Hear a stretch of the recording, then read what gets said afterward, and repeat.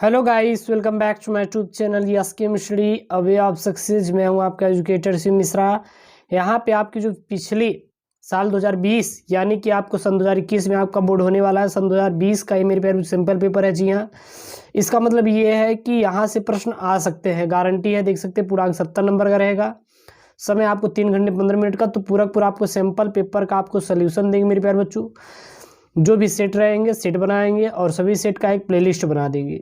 इसको 2-3 सेटों में आपका देंगे, क्योंकि काफ़ी प्रश्न हैं। तो काफ़ी प्रश्नों का ढेर सारे उत्तर मेरे प्यारे बच्चों रहेंगे। तो उनको हर एक आपको पूरे के पूरे इसका मैं आपको उत्तर प्रोवाइड करूंगा, ठीक है ना। सैंपल पेपर का सोल्यूशन जो है आपका 12th बायोलॉजी का है, यूपी बोर्ड वालों के लिए मेरे प्यारे बच्चों। और हाँ, यूपी बोर्ड की तैयारी कर रहे हैं तो आप अपने इस यूट्यूब चैनल एसकेएम स्टडी को अभी तुरंत जरूर सब्सक्राइब कर लीजिए, ठीक है ना।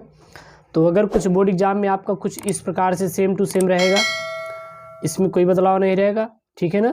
3 घंटे 15 मिनट का 15 मिनट प्रारंभ में परीक्षार्थियों को प्रश्न पत्र पढ़ने के लिए निर्धारित किए जाएंगे।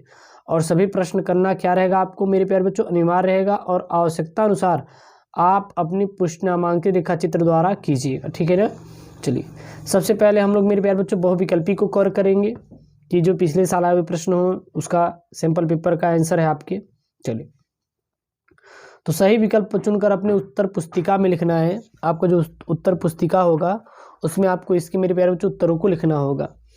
पहला यहाँ पे प्रश्न है, एक प्रारूपिक आवृतबीजी परागकोश में लघु बीजाणु धानियों की संख्या कितनी होती है। एक प्रारूपिक आवृतबीजी परागकोश में अगर देखें तो लघु बीजाणु धानियों की संख्या कितनी होती है। 1 होती है, 2 होती है, 3 होती है या फिर 4 होती है। तो 1 नंबर का ये मेरे प्यारे बच्चों प्रश्न रहेगा। तो इसका का आंसर क्या होगा, 4। यानी कितनी होती है, तो ये मेरे प्यारे बच्चों 4 होती है।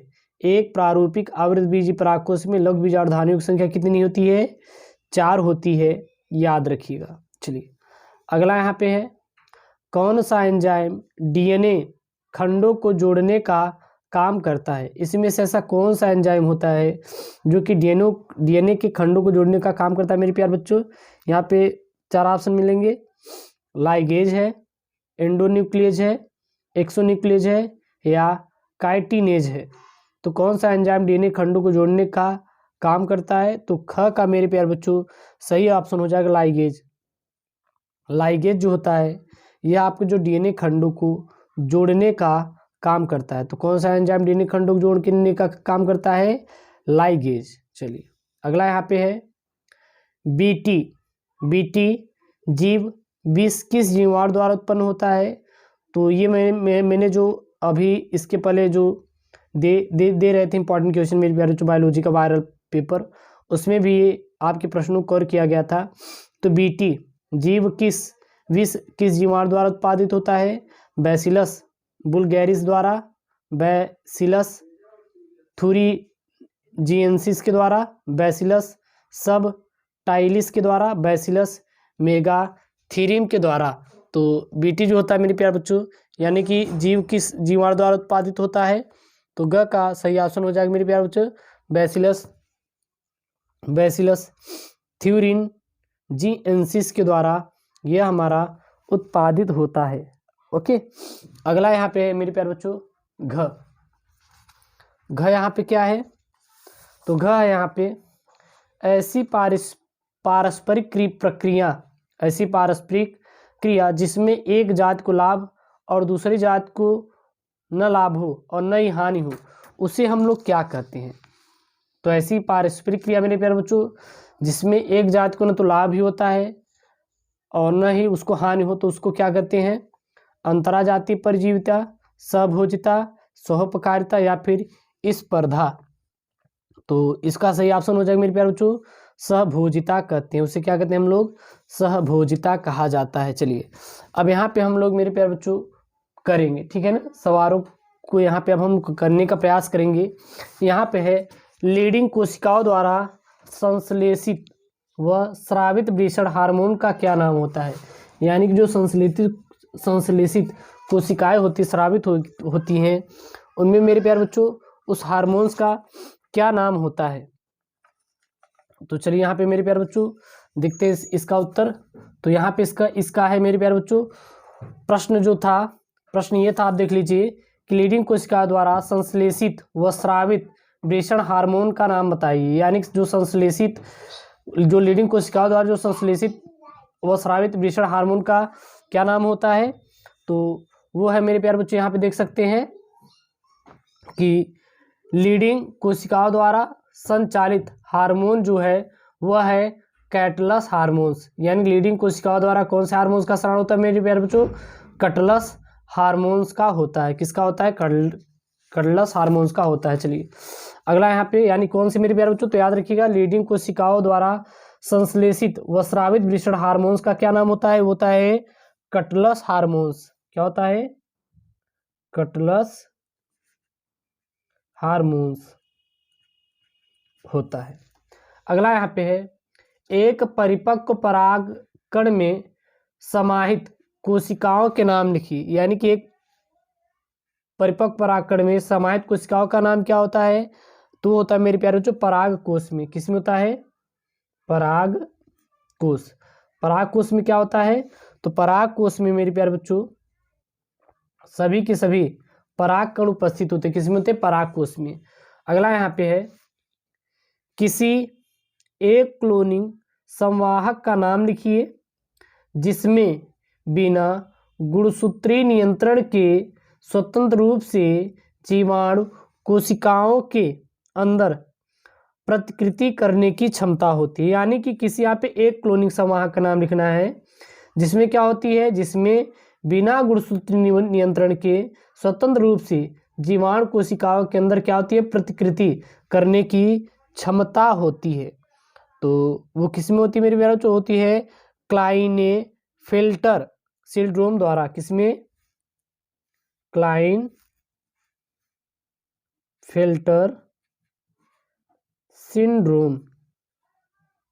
सिंड्रोम द्वारा किसमें होती है, क्लाइनफेल्टर सिंड्रोम के द्वारा। अगला है, प्राकृतिक वर्ण का सिद्धांत किसने प्रतिपादित किया था। यानी जो प्राकृतिक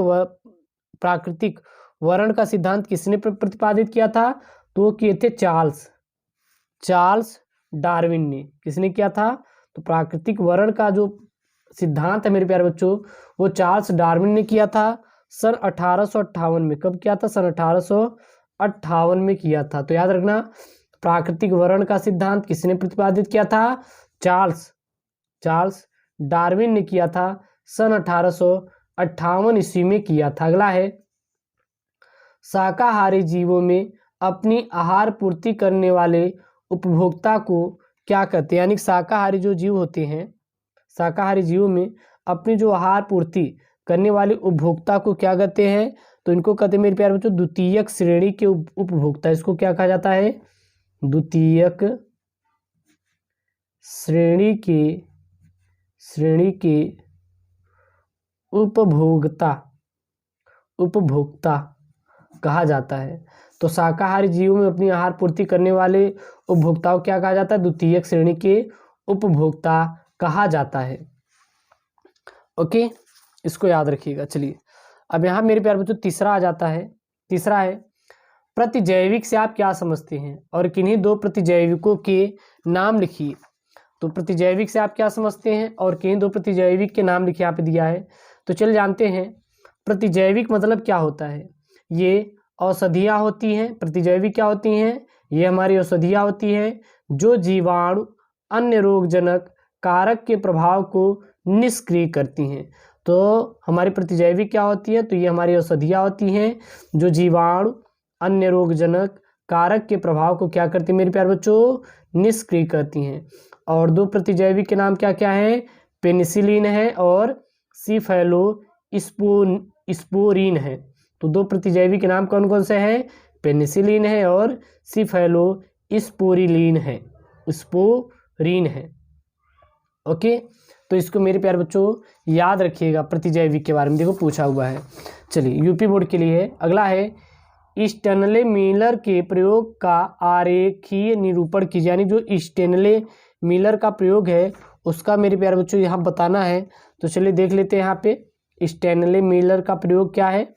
तो अमेरिकी वैज्ञानिक स्टैनले मिलर ने 1953 में इस प्रयोग के द्वारा यह सिद्ध किया कि मीथेन, अमोनिया और हाइड्रोजन के रासायनिक संयोग से अनेक ऐसे कार्बनिक यौगिकों का निर्माण होता है जो जीवन की उत्पत्ति के लिए क्या होती है, आवश्यक होती है।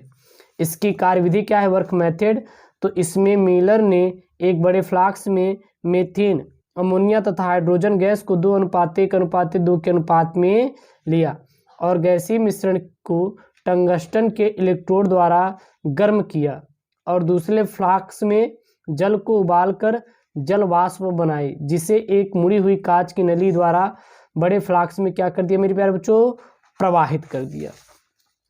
ओके, चलिए अगला यहाँ पे हमारा ग है हमारा, एक स्थलीय परितंत्र में फास्फोरस चक्र के सरलीकृत मॉडल का चित्र बनाइए। यानी कि एक हमारे यहाँ पे सरलीकृत मॉडल का चित्र बनाना है।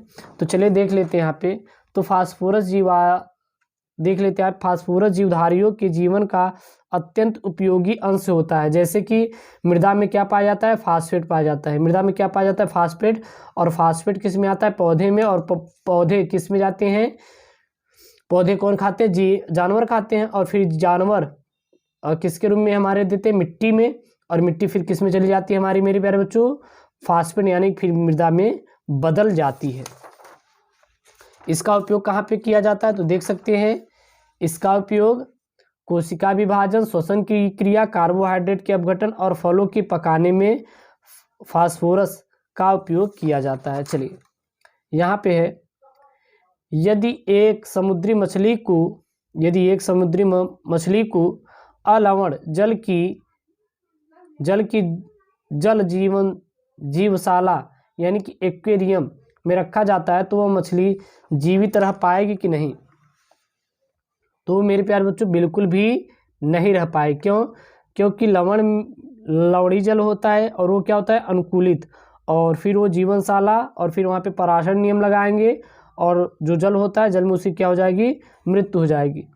अतः उपयुक्त तथ्य से यह ज्ञात होता है कि वह लवण का कमी के कारण जीवित नहीं रह पाएगी, क्योंकि उसमें क्या हो जाएगा, लवण की कमी। ओके, अगला यहाँ पे मेरे प्यारे बच्चों एक हमारा कि इसको ही हम लोग मेरे प्यारे बच्चों चलिए समझ लेते हैं, ठीक है ना। चलिए देखिए यहाँ पे,